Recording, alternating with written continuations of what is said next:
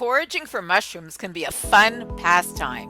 It's also a great way to save money on edible mushrooms that can be expensive when purchased at your local supermarket or farmer's market. If you're new to foraging for mushrooms, there are a few things to take note of to make sure that your experience is as safe and pleasant as possible. In this video, you'll discover what you should know before you venture out foraging.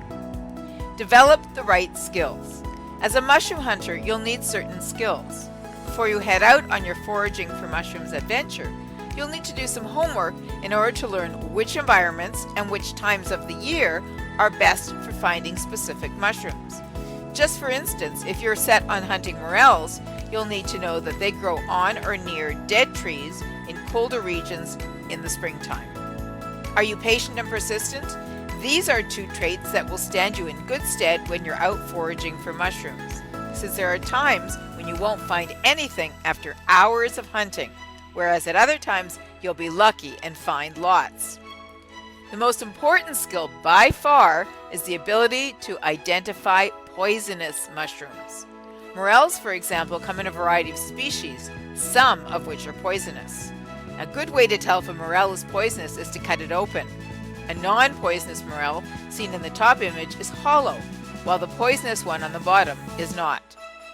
Being able to tell the difference between a chanterelle and its poisonous look-alike, the jack-o'-lantern, can make the difference between life and death. Chanterelles do not grow in clusters, while jack-o'-lanterns do. So how to deal with poisonous mushrooms? Even if you've researched poisonous mushrooms extensively, it can still be difficult to tell them apart from their non-poisonous counterparts. Some poisonous mushrooms have a bitter taste. If you eat a mushroom that you suspect is poisonous, spit it out immediately, flush your mouth with water, and contact poison control in your area. But here is something to know. Not all poisonous mushrooms have a foul taste. Death caps, for example, are said to be delicious. What's more, they closely resemble common types of non-poisonous mushrooms, and they grow just about anywhere. Yet these mushrooms are extremely deadly, and even a small bite can cause irreparable damage to your liver and result in death. Then there are the destroying angels, another type of poisonous mushroom that is even more deadly than the death cap. They can cause organ failure in as little as 5 hours after they're eaten. Look out for their solid white caps with gills and narrow white stem.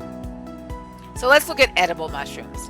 While being able to identify poisonous mushrooms is a challenge you have to master when foraging for mushrooms, there are fortunately many types that are both nutritious and delicious. White buttons, creminis, oysters, morels, and portobellos are just some of the edible mushrooms that are quite tasty and provide extensive health benefits. White buttons, creminis, and portobellos are actually all the same species, just at different stages of the maturation process. So if you see a white button, but you actually want a portobello, just let it age a while before picking in order to get that firm texture and delicious taste you're looking for.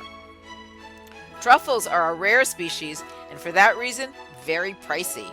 They grow naturally near birch, fir, and oak trees and only in a few places around the world, such as Italy, France, and the US Pacific Northwest.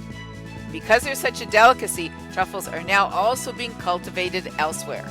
They look like small potatoes, and if you're lucky enough to find them, you may be able to sell them for a tidy sum.